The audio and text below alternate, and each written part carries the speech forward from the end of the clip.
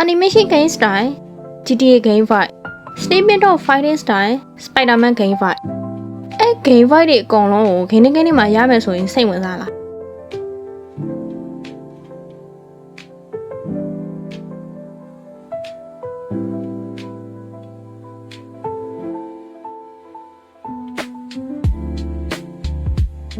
ဟုတ်ပါတယ်နောက်ဆုံးတော့ gamer တွေရဲ့အတွေးထဲမှာဖန်တီးမှုခဲ့တဲ့ဒီလို game မကြခင်ထွက်ရှိတော့မှာပါဒီ game ရဲ့နာမည်ကတော့ Anana ဖြစ်ပြီး2026ဇူလိုင်လနောက်ပိုင်းမှာထွက်ရှိမှာပါ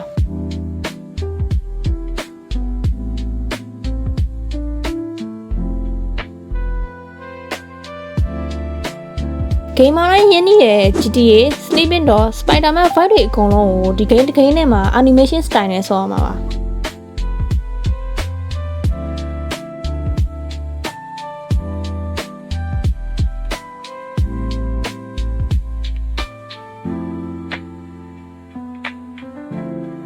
Fighting game အမိုင်စားရဲ့ကြိုက်တဲ့လူတွေအတွက်လည်း Sleeping Dog တွေကလို့ fighting style နဲ့ game လို့အကြိုက်တွေ့စေမှာပါ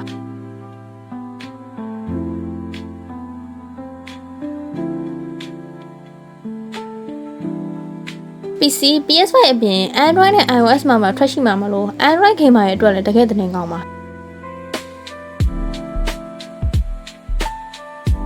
Animation game ဖြစ်တာမလို့ game ပုံစံအရန်ကိုချစ်ဖို့ကောင်းနေပါလိမ့်မယ်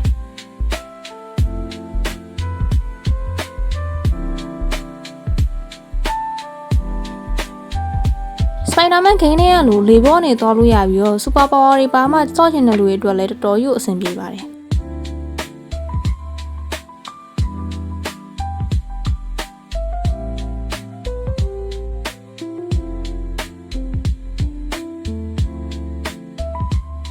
Open RPG role playing game မျိုးစားဖြစ်ပြီး GTA ထဲကလို့ gameplay တွေနဲ့ character တွေကိုလည်း GTA ထဲကလို့ပြောင်းပြီးဆော့လို့ရမှာပါဘီယိုတော့ခများစွာနဲ့ GTA ထဲကလို့ပောက်ကွက်လောက်ရကြိုက်တဲ့လူတွေအတွက်လုံးဝအကြိုက်တွေ့မှာပါ